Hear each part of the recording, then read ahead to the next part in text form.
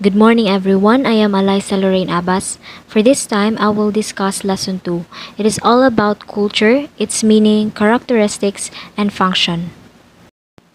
So, the word culture comes from the Latin word cultura, or it is related to cult or worship. In its broadest sense, the term refers to the result of human interaction. So, here are some meanings of culture. Culture is the customary beliefs, social forms, and material traits of a racial, religious, or social group.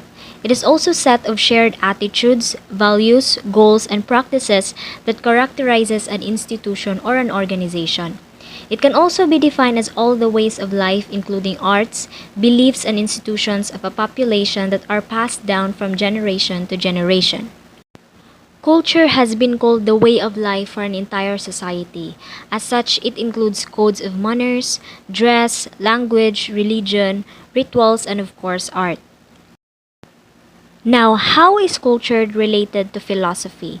It argues that philosophy is an essential part of every culture. Philosophy is the means by which every culture provides itself with justification for its values, beliefs, and worldview, and also serves as a catalyst for progress. Sometimes an individual is described as a highly cultured person when they have good manners, they are well educated, and know a lot about the arts. Cultured person are also called refined, genteel, civilized, and cultivated. Cultured person or people have good manners and etiquette. It is used in popular discourse to refer to a celebration or an evening of entertainment.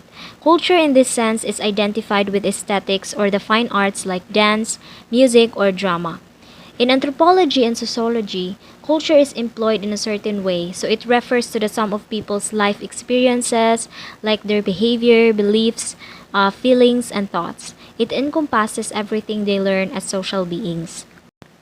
Culture has been defined in a number of ways. One of the most comprehensive definitions of culture was provided by the British anthropologist Mr. Edward Taylor. So, Mr. Edward Taylor defined culture as that complex whole which includes knowledge, belief, art, morals, law, custom, and any other capabilities and habits acquired by a man as a member of society. But of course, it is not only limited to men. Women also possess and create it as well. Since Taylor's time, the concept of culture has become the central focus of anthropology. So here are some of the other important definitions of culture. So according to E. A. Hobel or E. Adamson Hobel, culture is the sum total of integrated learned behavior patterns which are characteristics of the members of a society and which are therefore not the result of biological inheritance.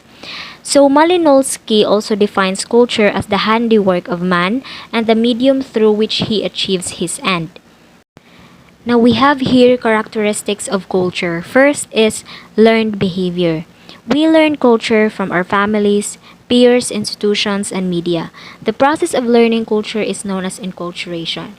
Not all behavior is learned, but most of it is.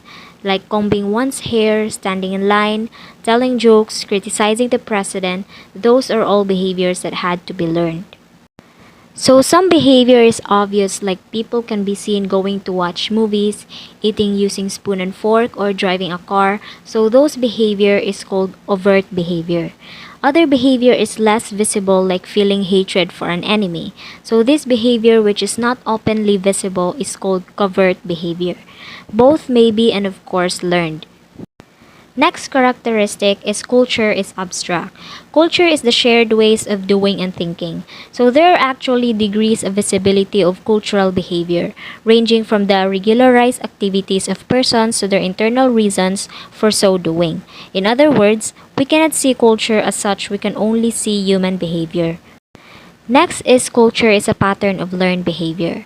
Culture refers basically to the style of a behavior. So this style is found to be present in the behaviors of the majority of people living in a particular culture.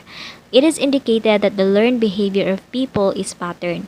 So each person's behavior often depends upon some particular behavior of someone else. So the point is that as a general rule, behaviors are somewhat integrated or organized with related behaviors of other persons. So next is culture is the products of behavior. Person behaves, there occurs changes in him. So the experience of other people are impressed on one as he grows up, and also many of his traits and abilities have grown out of his own past behaviors.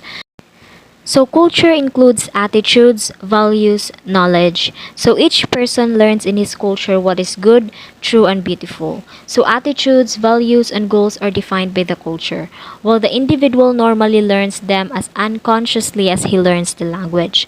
Attitude are tendencies to feel the act in certain ways. So culture also includes material objects. Objects are created as a result of man's actions. So when these objects were made, men were behaving. So making these objects necessitated a wide range of abilities that humans eventually acquired over time. So the material culture refers like physical aspects like building, vehicles, tools, implements, dresses, and a lot more. As well as culture is shared by the members of society. So the patterns of learned behavior and the outcomes of behavior are held by a huge number of people. So not just one, not just two. So many millions of people share behaviors like Christianity, vehicle use, and the English language. So because we share culture with other members of our group, we are able to act in socially appropriate ways as well as predict how others will act. Next is culture is superorganic. Culture is sometimes referred to be superorganic, so it indicates that culture is somehow superior to nature. So the term superorganic is appropriate when implying that we may be what may be a completely distinct phenomena from a cultural standpoint. So next is culture is pervasive. So it touches every aspect of life. So the pervasiveness of culture is manifest in two ways. First, culture gives an unquestionable framework for human behavior and reaction. Cultural standards control not just emotional but also relational behavior. The second one is culture penetrates all aspects of social life and institutions. So culture is a way of life. So culture is a way of life of a people or their design for living. So it held that a culture is a historically derived system of explicit and implicit designs for living, so which tends to be shared by all or specially designated members of a group. For example, an adolescent cultural behavior can be generalized from regularities in dress, gadgets, and mannerism or even conversation. So culture also is a human product. Culture is not a force operating by itself and independent of the human actors. So there is an unconscious tendency to defy culture, to endow it with life and threat as a thing. So culture is a creation of society and interaction. So as a result, culture doesn't do anything by itself. It does not make a normal person become a maladjusted one, or does it force them to act in a certain way. So culture therefore is a human creation. It is not gifted with life on its own. So culture is idealistic in nature because it embodies the ideals, values, and norms of the group. So it sets ideal goals before individual which is worth attaining. In other words, culture is the sum total of ideals and values of individuals in society. So, culture as well is transmitted among members of society. Persons or people learn cultural ways from other people. So, many are passed down from one's elders, like parents, teachers, and other people. So, elders are passed down other cultural behaviors. So, contemporaries are responsible for some of the other cultural transmission. So, culture is transmitted through language or material objects, institutions, and art from one generation to the next generation. For example, the style of dresses, political views, and the use of recent labor saving devices. Culture is continually changing, so all cultures change through time. No culture is static. So cultural process undergoes changes but with different speeds from society to society and generation to generation. Next is culture is variable. So it varies and changes from society to society because each and every society has its own culture. It also varies within a society from time to time. Ways of living of people also, particular society varies from time to time as well. So there are subcultures within a culture like cluster of patterns which are both related to general culture of the society but yet distinguishable from it are called subcultures. Next is culture is an integrated system. So this is known as holism, or the various parts of a culture being interconnected. So all aspects of a culture are related to one another, and to truly understand a culture, one must learn about all of its parts, not only a few.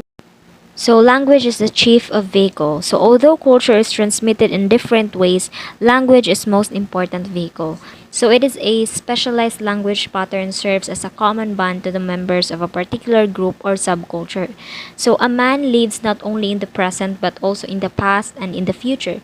So he is unable to do so because he possesses language which transmits to him what was learned in the past and enables him to transmit the accumulated wisdom in the future.